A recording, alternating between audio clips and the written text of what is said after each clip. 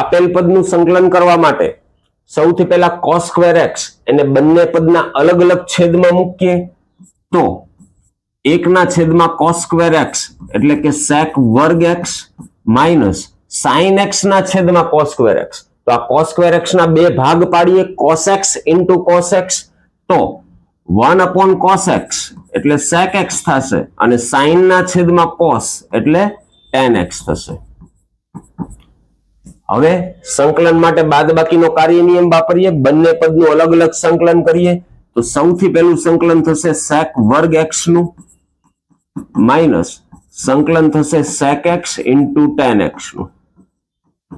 તો હવે sec વર્ગ x નું સંકલન tan x નું વિકલન થાય છે sec વર્ગ x, તો sec વર્ગ x નું સંકલન થશે tan x minus sec x into tan x નું સંકલન થશે sec x. પાછળ મૂકીએ સંકલનનો અચળાંક c તો આ મળશે તમારો ફાઇનલ આન્સર. Thank you.